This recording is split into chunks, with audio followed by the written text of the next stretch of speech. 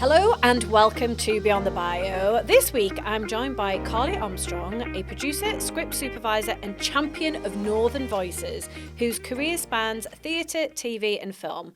We're going to be talking about how Carley has built a personal brand in an industry that often keeps women behind the scenes and how that brand is shaping the next chapter of her work. Carley, hiya, you welcome. all right? Yeah, good to have you here. Carley, for anyone who's not come across your work yet, how do you describe what you do and what you're known for today? I am really passionate about filmmaking and creating opportunities, particularly for working class voices, but not excluded to working class voices, just, filmmakers in general, and how we can, find the best stories and how we can, bring those stories to life. So I've kind of hustled my way from being a runner and working my way up through scripts in production and but always kind of in the back of my mind knowing that I wanted to make films not just for me but make films with people who I believe in and giving people opportunities. And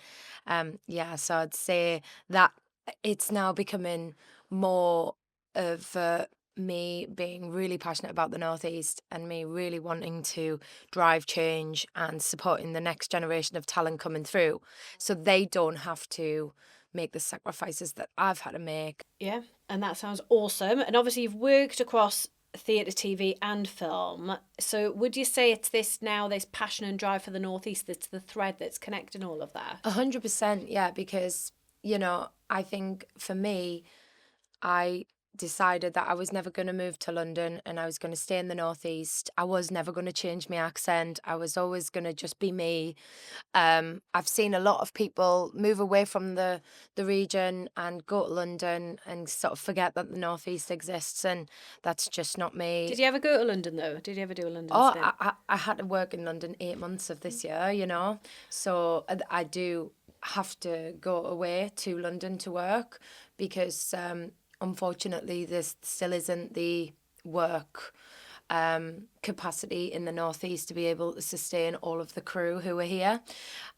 So yeah, I am having to still go away, go to the Northwest and go to various different places. And this is kind of also part of the problem for me. I get it. That makes sense. Looking out for those opportunities to bring things back to the region. So you started as a runner and worked your way into script supervision and producing. How would you say those early roles shaped your reputation and the way that people perceived you? I think that I've kind of always been known as someone who can just get shit done. Nice. We all need people like that. Yeah, so like I'm not gonna complain. Well, I might have a little bit of a bitch or a little bit of a whinge, but constructively. In the end, it's gonna be done. And it might, take us. I have to go the whole long way. It might take us forever to get there, but eventually, I will make it happen.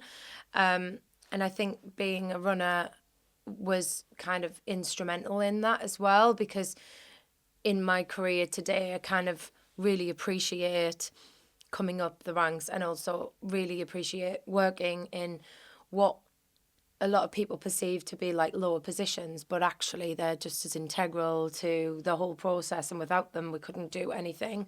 So I think it's given me that that appreciation for all of the crew and for all roles, no matter what level people are working at.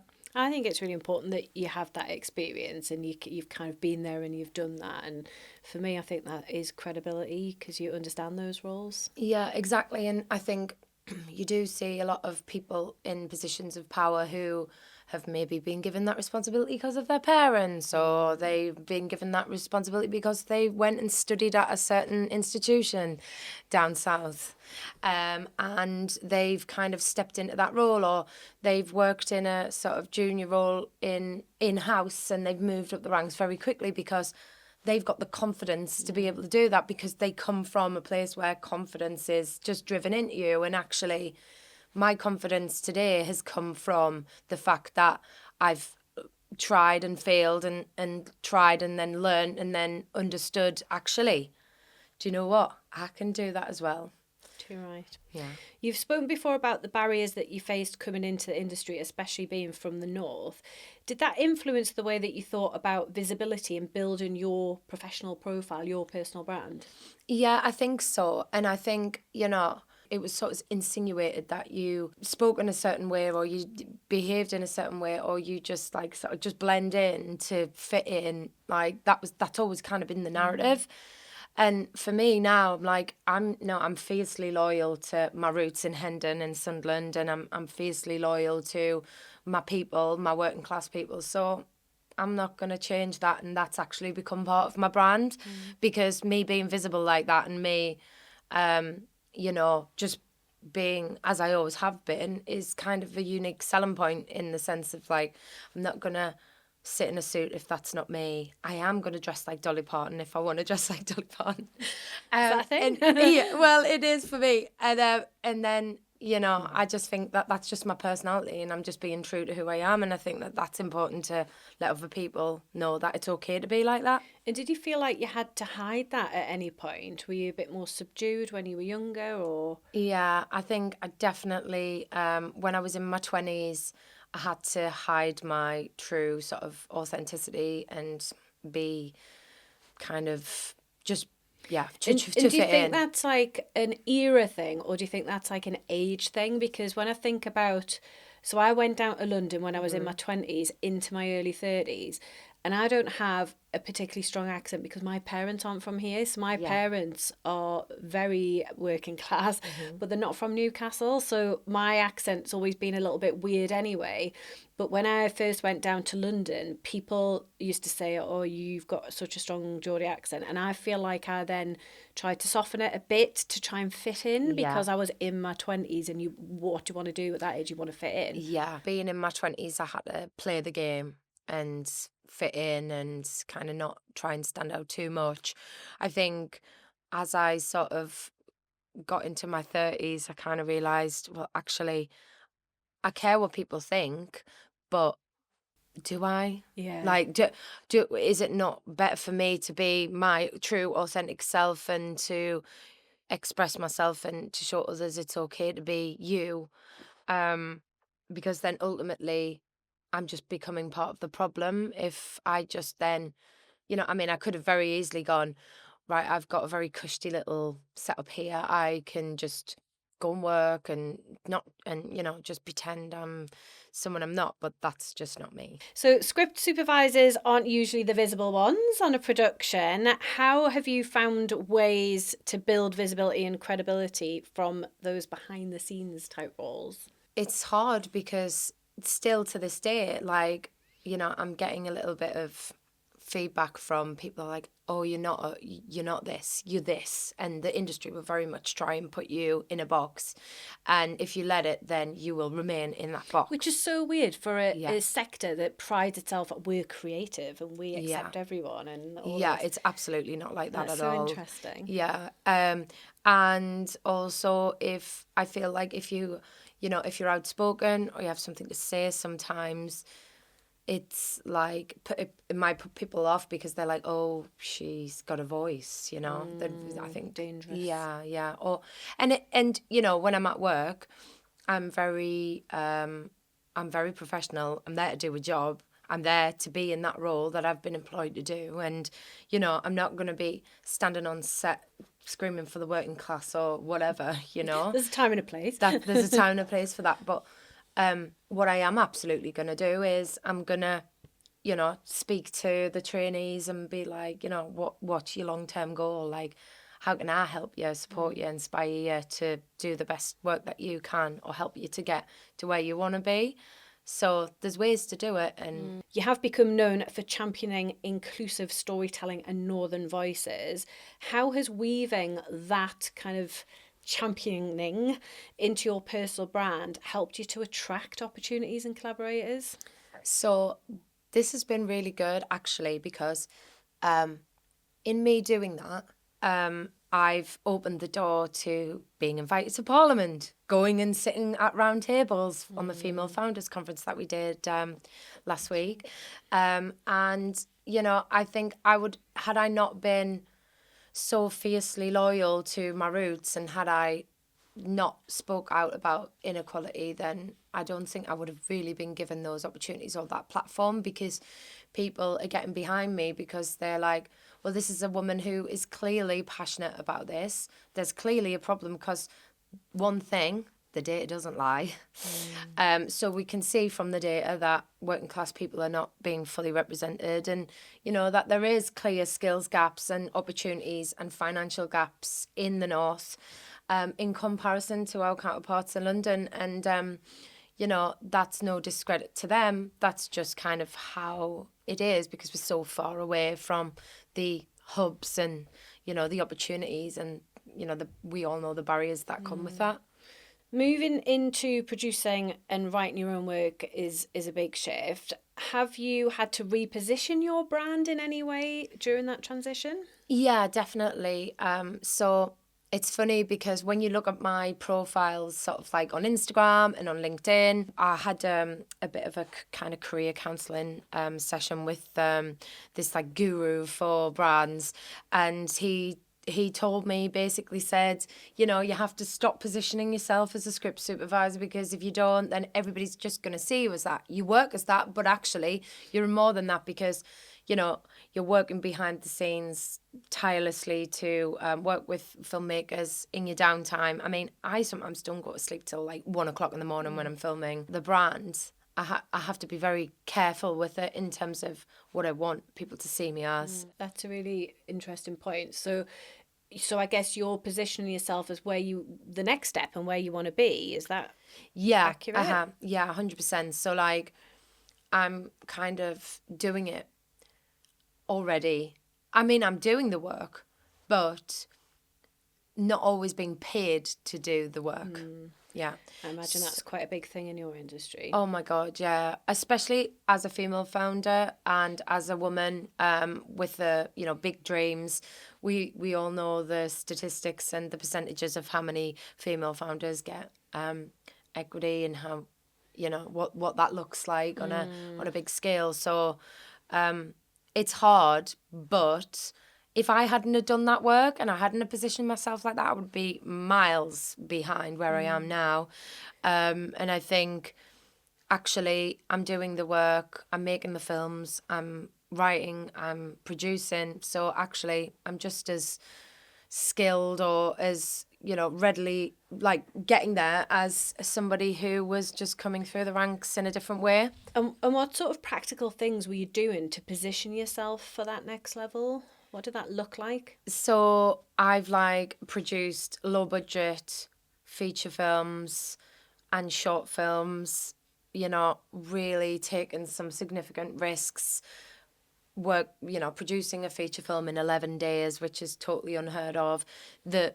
Everything that could possibly happen in those scenarios will happen, because you haven't got a big team behind you stopping that from happening. You're the one putting out all the fires. You're the one solving all the problems. So actually, as a training ground, actually doing that work sets you up for any eventuality. And actually, making short films, failing, trying, understanding, learning where things can go wrong, tying yourself up in legal battles with people, and having to go, all right, okay, so I should have had an agreement in place before now. Okay, now I understand that, because I'm now in this position where I'm having to get my agent involved and things like that. So actually, because nobody teaches you that kind of stuff when you're working class, and nobody kind of shows you or gives you a manual to be able to do that. So you have to throw yourself into those situations and go, actually, I'm going to take this massive risk and go, I can do that, because why not? Why not me? If, and just actually doing it. And but now it's starting to pay off, because I am starting to get money back from the work that I've done, and I am starting to get companies investing in me, like the British Film Council have invested in me a couple of times now, and I'm getting more and more investment, and people open their eyes. Oh, well, actually, she's very resilient, she's not going to give up. And are you getting that investment because people are seeing the work that you've done, or is it other things? How are you getting that? I think the investment is now coming because I've been doing the work, and actually I've been building my brand and building my career alongside the script supervising, simultaneously writing scripts, producing stuff, and doing all of that work, all of those courses, taking some really ridiculous risks, like putting my house up against film, selling my assets, like Brave. crazy risk-taking stuff to get me where I am today. But if I hadn't have done all of that over the last 10 years, I might have been quiet about it in the first like sort of 5 years. But I absolutely knew when I was at uni, when I was like 21, that's where I'm going. And I've had to be very strategic, and I've had to read a lot of books. I read Robert Greene's 48 Laws of Power a lot. So I read a lot of philosophy and like playing the games and books and stuff, because It works. Nobody good teaches motivation, women or people from lower income backgrounds about power. So I think everything I've done to get me to this point has been worth it. And I think if I hadn't have done all of that work over the last 15 years, then I wouldn't be getting that investment now. And what example are you hoping that your visibility sets for emerging northern and female creatives that are coming up behind you? So, like, I tell them all, and not just women, I tell, young men, well, everyone, that you can be absolutely anything you want to be. And don't let the barriers or the doors being slammed in your face to derail you or stop you. But for women, I think, especially women in the Northeast, I think, we're given roles. I don't know if it's the same everywhere else, but we're given like roles where this is us and we only do this, and we're quite happy to do a little bit more, but we'll stay in our lane. It's a very kind of male sort of aura to be like, no, I'm gonna hustle and I'm gonna put myself in the rooms and because I've got something to say. And a lot of like the young female filmmakers really admire the work I'm doing. I had a young filmmaker just last night telling me she's like really inspired by all the things I'm doing, and that's what drives me more than anything else. Hearing the filmmakers come up to me and say, because of you I got my first opportunity, or because of you, you did this for me. It's that role model piece, isn't it? And Yeah. if you see it, you can be it. Exactly. And that's the legacy that I want to leave in the Northeast. I want people to know me as a bit of a disruptor. They want know that I don't take any shit, Yeah. and I'm absolutely going to go out and get it. And actually, when I get through the door, I'm not going to close it for everybody else like some people do. Yeah. I'm going to leave it open for everyone else to come good. through with me. Good. So when people hear your name in 5 years' time, what do you want them to think? In 5 years, I'll be 40. God. So when in 5 years' time, I want people to think, oh, like she came, she saw, she conquered, she did it. Like, and do you know what? I just want to make some good films in the Northeast. Yes, I want to make some TV shows, but my main thing is to do the big commercial film and have the the big premiere and all that, like, and I want to do that at least once, and I hope that's in 5 years. And where would you do it? Would you do it in the Northeast, the premiere, or would you still have to have it in London? I would love to have like a film at Cannes or Venice or something like that. That's the goal for me. Like, I just want to do that like once in my life. Yeah. It's a good goal. I know, I've always wanted it, but everything comes back to the Northeast. So, like, for me, even if I'm working on a project and it's not set in the Northeast and it's set somewhere else, I would love to still shoot it in the Northeast and give people those opportunities, because it's not just about making Northeast stories. It's about how can we make things that are set somewhere else, but our crew and our creatives are benefiting from contributing to our economy, exactly, and providing opportunities and all those great things. I'd love to do like a really sort of iconic Northeast film. Like, I'm really inspired by filmmakers like Mark Herbert, who is the CEO of Warp Films, who did Dead Man's Shoes and This Is England, and that sort of rich, kind of authentic, iconic sort of Sheffield brand that he has. I would love to do a film like that in the Northeast. That must be so exciting, reading something and thinking that could be the next Billy Elliot. That's one good thing. I can read a script and go, this has got legs, or this needs this, and actually build a momentum around the scripts. So I would say that was like one of my skills, to find good scripts and actually the filmmakers who come with it have to be part of that package as well. Yeah. So exciting. It's been so interesting talking to you. Before we finish, what 3 words would you use to describe your brand today? Resilient, because literally it doesn't matter what happens to us, I will still turn up the next day, and it doesn't matter what's going on in my life, I just keep going. So resilient. I would say a bit fierce. Not a bit. No, fierce. Yeah, really fierce. And I would say northeastern. Nice. Yeah. Nice. I would say Mackem, but actually I'm not just there for the Mackems. I want to be there for everybody. So yeah, I like it. Perfect. So. Awesome. Thank you so much. If anyone watching or listening hasn't come across before, where's the best place for them to find you? Scripty Live. Well, at scripty.life. Yeah. So give us a follow, and messages if I can help you, or I just want to be the kind of voice of the creative industries up here. Well, we will make sure that we pop a link to that in the show notes to make it really easy for people to connect with you. Thanks so much. Thank you. Thank you for listening. If you're serious about growing your profile, take our free profile assessment quiz to see where you're at right now and get hints and tips on how to improve your score. You'll find the link to the quiz in the show notes. If you've enjoyed the episode, it would be mint if you'd subscribe, like, and leave a review. See you next Monday.